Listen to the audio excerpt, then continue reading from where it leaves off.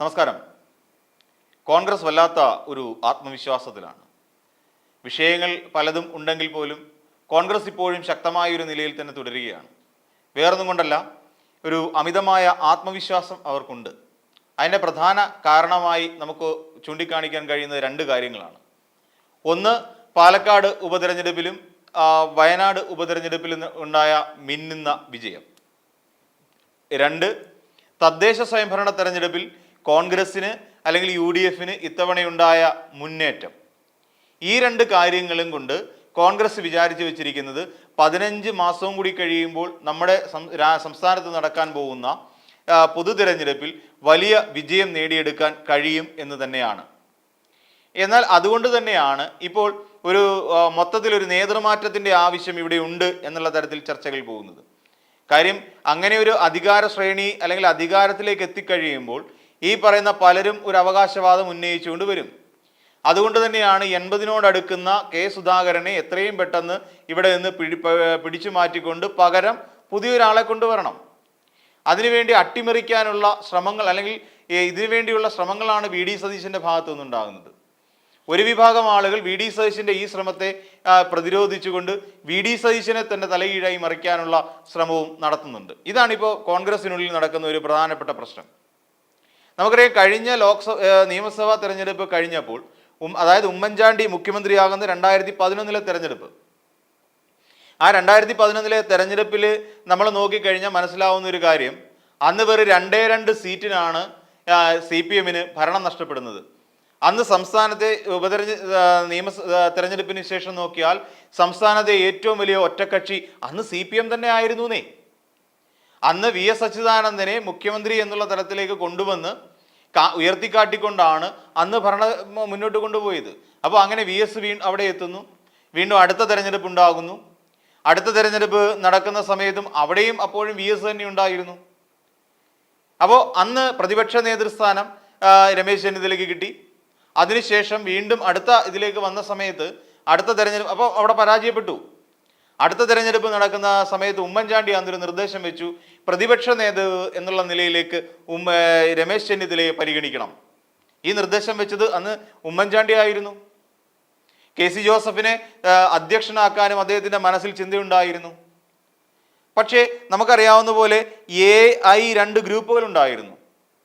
ഉമ്മൻചാണ്ടി ഏറെക്കുറെ അന്ന് ഇതിൽ നിന്ന് മാറി നിൽക്കുന്നു. A ഗ്രൂപ്പിൽ ആന്റണി ഏറെക്കുറെ മാറി നിൽക്കുന്നു. അതോടുകൂടി A ഗ്രൂപ്പ് എന്ന് പറയുന്ന ഒരു ഗ്രൂപ്പ് അപ്രസക്തമായിക്കൊണ്ടിരിക്കുന്ന ഒരു സമയം. I ഗ്രൂപ്പിലുണ്ടായിരുന്ന കരുണാകരൻ്റെ കാലശേഷം ആയതുകൊണ്ട് തന്നെ I ഗ്രൂപ്പ് നിർജീവമായിരുന്നു. അപ്പം ഈ 2 ഗ്രൂപ്പുകൾ നിർജീവമായിരുന്നു. അപ്പം A ഗ്രൂപ്പുകാരോട് പറഞ്ഞു, ഒരിക്കലും നമ്മുടെ ഗ്രൂപ്പിലുള്ള MLA-മാരെല്ലാവരും കൂടി രമേശ് ചെന്നിത്തലയെ പ്രതിപക്ഷ നേതാവാക്കുന്നതിന് വേണ്ടി ശ്രമിക്കണം എന്ന് പറഞ്ഞു. പക്ഷേ ഇവിടെ എന്ത് സംഭവിച്ചു? അവിടെ വോട്ടെടുപ്പ് നടന്ന സമയത്ത് ക്രോസ് വോട്ടിംഗ് നടന്നു. അങ്ങനെ വന്നപ്പോൾ ഹൈക്കമാൻഡ് ഇടപെട്ടുകൊണ്ട് പ്രതിപക്ഷ നേതാവായി VD സതീശനെ അവരോധിച്ചു. ഇതാണ് സംഭവിച്ചത്. അവിടെ ഉമ്മൻചാണ്ടി നടത്തിയ കള്ളക്കളികൾ ഒരു ഭാഗത്ത് രമേശ് ചെന്നിത്തലയെ ആക്കാൻ വേണ്ടി, അതായത് ഉമ്മൻചാണ്ടി ആ കഴിഞ്ഞ 5 വർഷം ഭരണത്ത് പിടിച്ചു നിന്നത് എങ്ങനെയാണ് എന്ന് ഉമ്മൻചാണ്ടിക്ക് മാത്രമേ അറിയൂ. പല ഉഡായിപ്പുകളും കാണിച്ചിട്ട് തന്നെയാണ് ഉമ്മൻചാണ്ടി 2011 മുതൽ 16 വരെയുള്ളൊരു കാലഘട്ടം വല്ലച്ചാതിലും പൂർത്തിയാക്കിയെടുത്തത്. അതുകൊണ്ട് തന്നെയാണ് ആ ഭരണം ലഭിക്കാതെ പോയതും. പിന്നെ നമ്മൾ ആലോചിച്ച് നോക്കിക്കഴിഞ്ഞാൽ 19 നടന്ന ലോക്സഭാ തെരഞ്ഞെടുപ്പിൽ എന്തുകൊണ്ട് മിന്നുന്ന വിജയമുണ്ടായി എന്ന് ചോദിച്ചു കഴിഞ്ഞാൽ, അന്ന് കോൺഗ്രസ് പാർട്ടി എടുത്തൊരു നിലപാടുണ്ടായിരുന്നു. അതായത് അന്നാണ് 18 ആ സമയത്താണ് വളരെ ശക്തമായ തോതിൽ അല്ലെങ്കിൽ ആ ഒരു വലിയ വിവാദമുണ്ടാകുന്നത്. ശബരിമലയും സ്ത്രീ പ്രവേശനവുമായി ബന്ധപ്പെട്ട് വലിയൊരു വിവാദമുണ്ടാകുന്നു. ആ വിവാദത്തെ വോട്ടാക്കി മാറ്റാൻ എങ്ങനെ സാധിക്കും എന്ന് കോൺഗ്രസ് അതിഗൂഢമായി തന്നെ ചിന്തിച്ചു. ആ പല നടപടികളും ഇംപ്ലിമെൻ്റ് ചെയ്യുകയും ചെയ്തു. അത് സർക്കാർ നിലപാടുകളിനോട് വിരുദ്ധതയുണ്ടായിരുന്ന, എതിർപ്പുണ്ടായിരുന്ന പലരും സർക്കാരിനെതിരായി വോട്ട് ചെയ്തു. അതാണ് ലോക്സഭാ തെരഞ്ഞെടുപ്പ് പ്രതിഫലിച്ചത്. പക്ഷേ എന്തുകൊണ്ട് BJPക്ക് കിട്ടിയില്ല എന്ന് ചോദിച്ചാൽ, BJP ഇവിടെ നടത്തിയത് നാടകമാണ് എന്ന് എല്ലാവരും തിരിച്ചറിഞ്ഞു. അതുകൊണ്ടാണ് അന്ന് BJPക്ക് നേട്ടം ഉണ്ടാക്കാൻ കഴിയാതെ പോയത്. അതേസമയം കോൺഗ്രസിന് അത് നേട്ടമായി മാറുകയും ചെയ്തു. തുടർന്ന് ഇങ്ങോട്ട് വന്നു കഴിഞ്ഞപ്പോഴാണ് ഈ പറയുന്ന രമേശ് ചെന്നിത്തലയെ മാറ്റിക്കൊണ്ട് അവിടെ പകരം ഇദ്ദേഹത്തെ കൊണ്ടുവരുന്നു, VD സതീശൻ വരുന്നു. എന്തുകൊണ്ട് VD സതീശനൊപ്പം നിന്നു എന്ന് ചോദിച്ചാൽ, I ഗ്രൂപ്പ് എന്ന് പറയാൻ ഇന്ന് ഒരാൾ മാത്രമേ ഉള്ളൂ, അത് വന്നിട്ട് രമേശ് ചെന്നിത്തലയാണ്. എന്നാൽ ഈ രമേശ് ചെന്നിത്തലയുടെ കൂടെ നിൽക്കാൻ ആരെങ്കിലും ഉണ്ടോ? ഇല്ലതാനും. രമേശ് ചെന്നിത്തല ഇപ്പോൾ കോൺഗ്രസ് പാർട്ടിയിലെ ഒറ്റയാനായി മാറിക്കഴിഞ്ഞിരിക്കുന്നു. രമേശ് ചെന്നിത്തലയുടെ ഒപ്പം ആരുമില്ല. എയിലും ഐയിലും പെടാത്ത ഒരു വലിയ വിഭാഗം ആൾക്കാർ വേറെയുമുണ്ട്. രണ്ട് ഗ്രൂപ്പിലും പെടാത്ത ആൾക്കാരുണ്ട്. ഇവരൊക്കെ അതുകൊണ്ട് തന്നെ രമേശ് ചെന്നിത്തലയുടെ കൂടി ഇവരാരും നിൽക്കുകയും ഇല്ല. ഇവരൊക്കെ സുധാകരനെ അനുകൂലിച്ചുകൊണ്ട് നിൽക്കുന്നു എന്ന രീതിയിലാണ് വരുന്നത്. സുധാകരനെ അവിടെ നിന്ന് പുറത്താക്കാൻ പാടില്ല. നമുക്കറിയാം 80 വയസ്സിനോട് അടുക്കുന്നു അദ്ദേഹത്തിന് പ്രായം. ഇനിയും അദ്ദേഹം എന്ത് ചെയ്യാൻ കഴിയും എന്നുള്ളതാണ് നോക്കുന്നത്. പിന്നെ മറ്റൊരു കാര്യം കൂടിയുണ്ട്, സുധാകരൻ മാറണമെന്ന് പറയാനുള്ള പ്രധാനപ്പെട്ട കാരണം.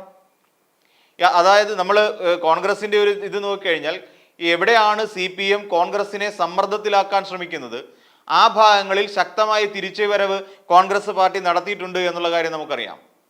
ഉമാ തോമസിനെതിരെ നടത്തിയിരുന്ന വിമർശനം, ചാണ്ടി ഉമ്മനെതിരെ പ്രശ്നങ്ങൾ ഉണ്ടാക്കിയിരുന്നു.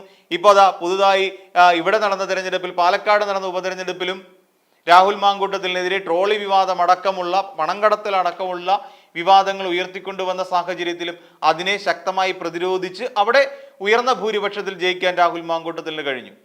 അപ്പോൾ എവിടെ ഒരു സമ്മർദ്ദം ചെലുത്തുന്നോ അല്ലെങ്കിൽ പാർട്ടി വിരുദ്ധ പ്രവർത്തനങ്ങൾ നടത്തുന്നോ അവിടെ കോൺഗ്രസിന് നേട്ടമുണ്ടാക്കാൻ കഴിയും എന്നുള്ളതാണ് നമുക്ക് മനസ്സിലാക്കാൻ കഴിയുന്നത്.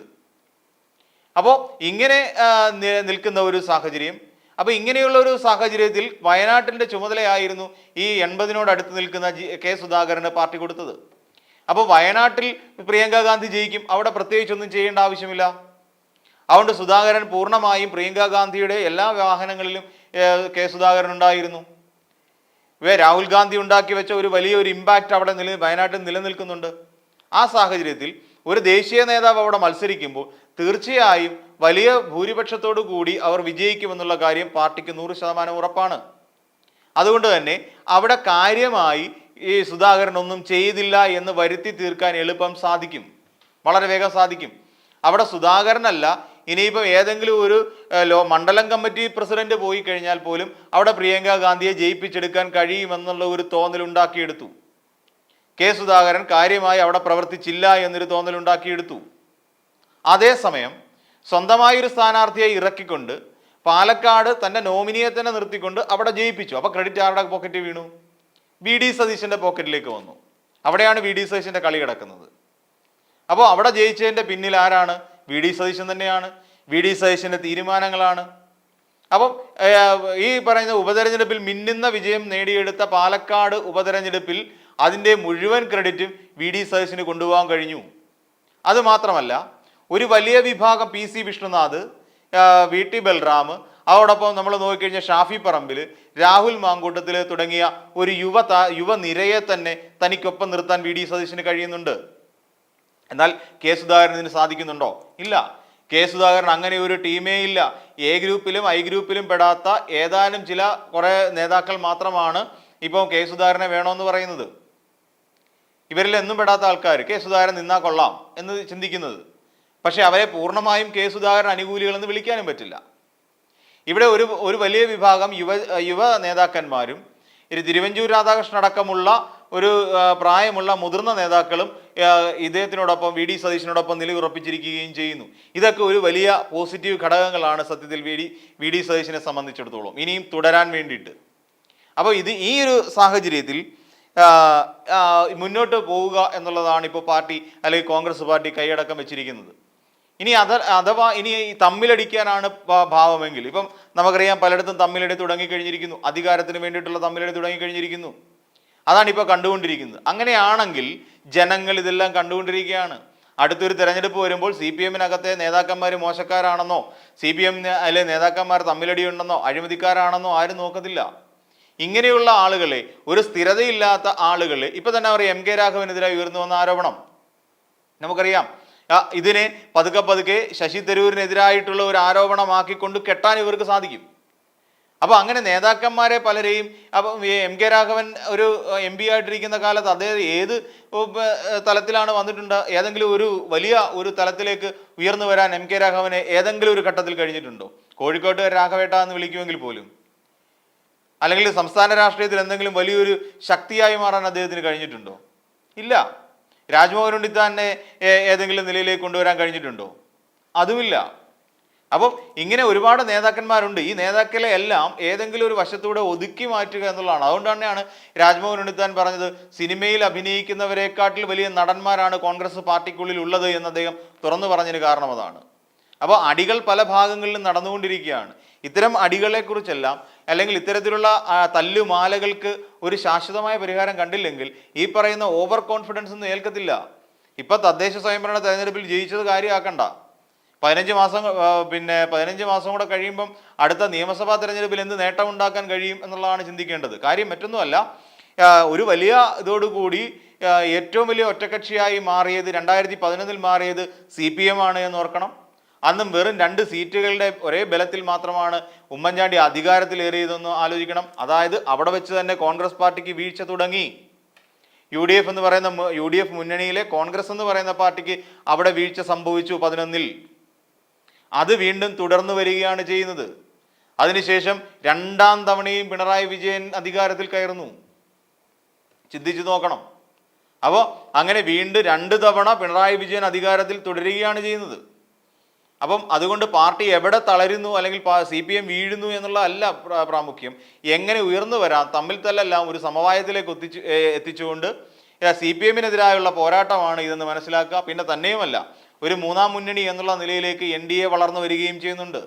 ഇതെല്ലാം കണക്ക് കൂട്ടിക്കൊണ്ട് വേണം ഏതൊരു കോൺഗ്രസ് പ്രവർത്തകനും അല്ലെങ്കിൽ ഈ നേതാക്കന്മാർ ഇങ്ങനെ തമ്മിലടിച്ച് ചാവാനുള്ളത്. ഈ വീഡിയോ നിങ്ങൾക്ക് ഇഷ്ടമായാൽ ലൈക്ക് ചെയ്യുക. കൂടുതൽ വീഡിയോകൾക്കായി യോഗനാഥം ന്യൂസ് ചാനൽ സബ്സ്ക്രൈബ് ചെയ്യുക.